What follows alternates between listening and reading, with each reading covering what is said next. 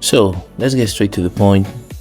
Barça won, Celta's nil, 9 points ahead, league leaders. This was a sloppy game to watch, okay? I won't lie to you guys, it was a sloppy game. And it's not the fact that Barça didn't go out there in the pitch concentrated, but it was more on the fact that Celta is a team that knows what to do with the football. And the pressure of the ball from Barça was not completely structured. We'll get into that in a second, but this was a game that, as you can see there, just one long goal from Lamine Yamal after a wonderful piece of action from all the Barça team, but mainly a piece of individuality by Lamine Yamal. Gets into the box, makes a cut to his left, and the defender completely takes him on and fouls him in the penalty area.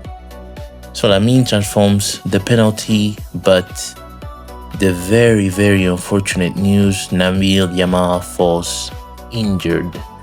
And not no type of nonsense, a soft tissue injury, but it seems like one of those injuries that keeps you away for at least a month.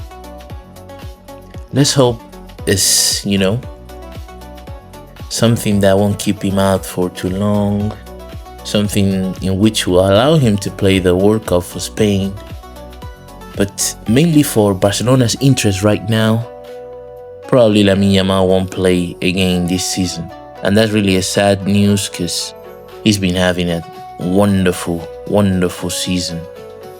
His individual performances, his assists, his goals has been out of the chamber. For a player who's just 18 years old, once again, to remind everyone that Lamine is just 18 years old and he's doing all these things. Many people try to deem him as not professional, but he's the most professional player you've ever seen. The dude made his debut when he was 16 years old.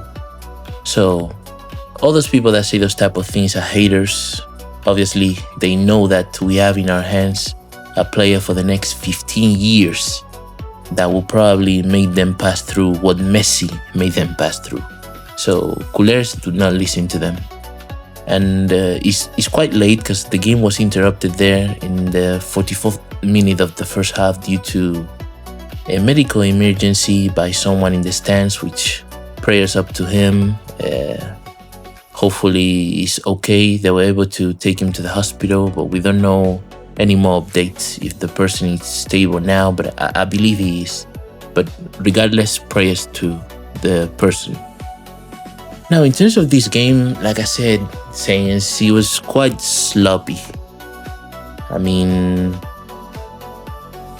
Celta took the possession from Barça in that first half, which is something that's always noteworthy when a team is able to outdo Barça in the possession of the ball.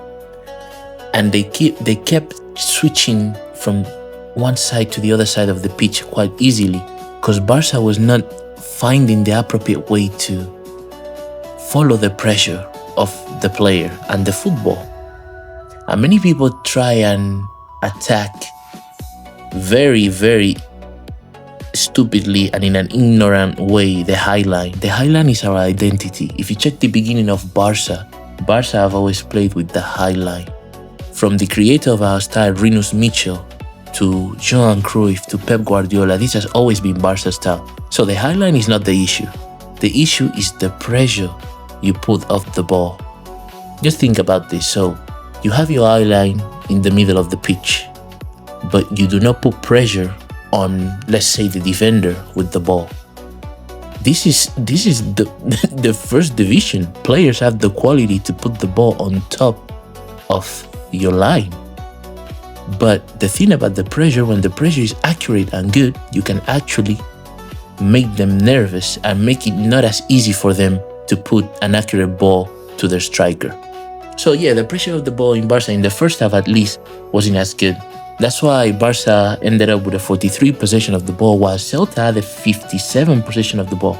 In terms of shots on goal, well, we had a first shot very early on from Lamine Yamal in that first half.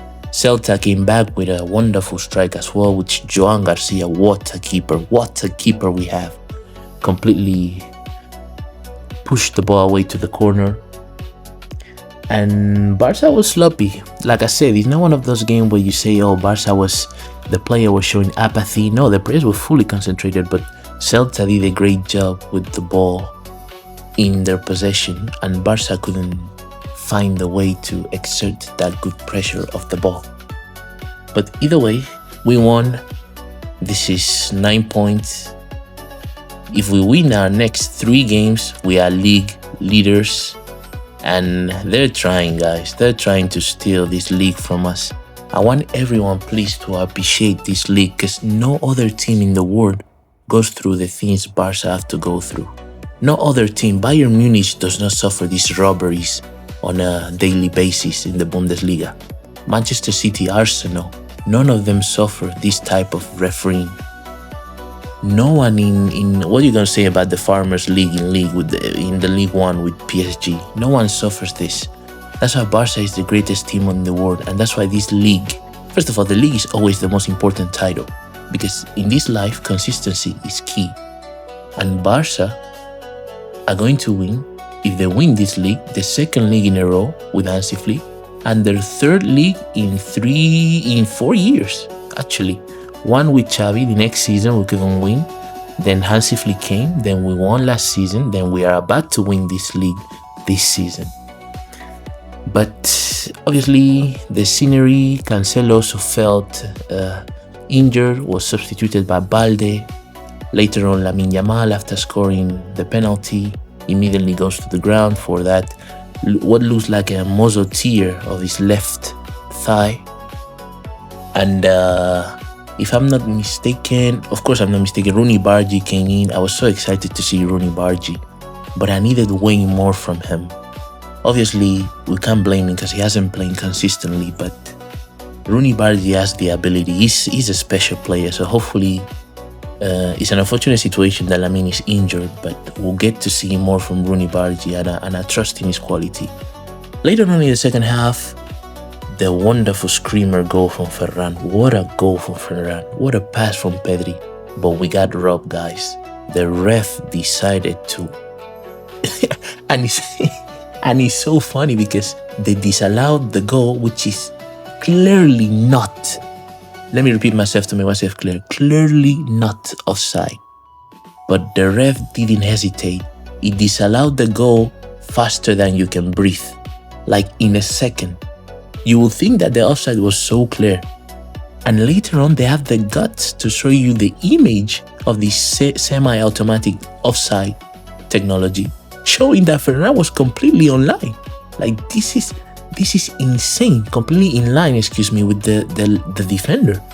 This is insane. I mean, Joan Laporta, in my opinion, is the best president in the history of Barça. He saved us 2 times, once in 2003 and now. And we've always had our best moments with Joan Laporta. I mean, you guys see the team is confectionated. The team is put together. But in terms of the only thing I would say about Joan Laporta, he's made some mistakes, like the way he managed the Messi exit and Xavi exit could have been better. But the real mistake for me is how he's not speaking more against this refereeing, both in the La Liga and the Copa del Rey and UEFA Champions League. Like, it's a shame. Like I tell you, no other team has to deal with this. We play against the opposition rivals and 4 other people, which is the body of refs, both the ones on the pitch and the ones in the VAR. And if I'm not mistaken, Del Cerro Grande, I think is the name of that. Let me be respectful. The name of that special ref, which has done this, manipulating the frame. Some people say, I don't want to get in trouble, some people say he manipulates the frame of the offside to make it look like it's actually offside. So the team has to do more. The president has to do more to speak about this. Because many people didn't know, oh no, you're complaining about the ref, that's an excuse. No. If you were outside in the street and someone took your wallet, what would you do? You shout, hey, he stole from me, right? Or you would say, like Joan Laporta said in one interview, he said, they asked him, So what would you do with all this unfair refereeing to Barca? He said, well, we have to play even better football. That's insane. So you're telling me that if someone steals from you, all you have to say is, oh, I have to work harder. That way when they steal from me, I won't feel it that much. No, you have to denounce that person. You have to shout, hey, the thief. And that's what Barca has to do, because he's come to a level of disrespect that I've never seen before.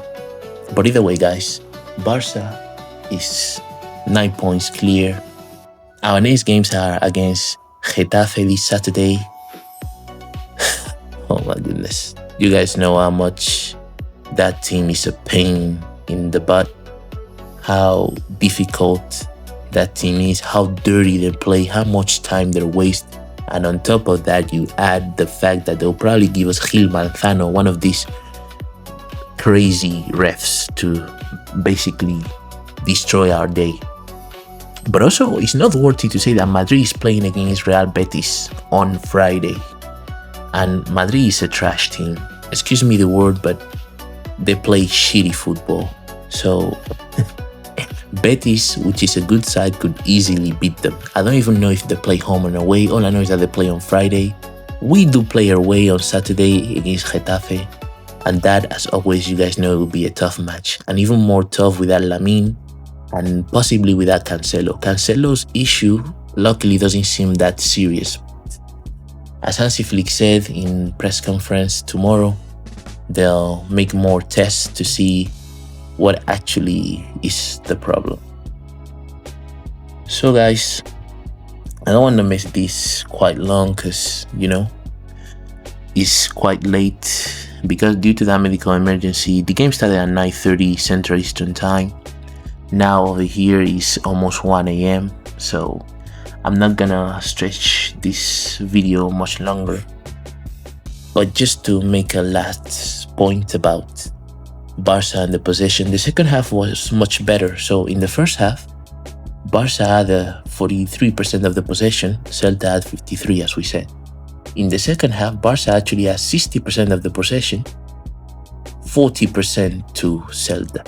So the second half was controlled much better. I mean, Pedri came in for Fermin. Fermin came in for Gavi, excuse me. And the level of intensity was nice. Gavi had a nice game, but Fermin came in and the pressure of the ball, the way he controlled the tempo, amazing. Rashford as well came in as well was subbed in for Ferran. And well, I think we could see much more from Rashford. I mean, I believe and trust in him, but I know he can give much more. But as I say, guys, no further ado.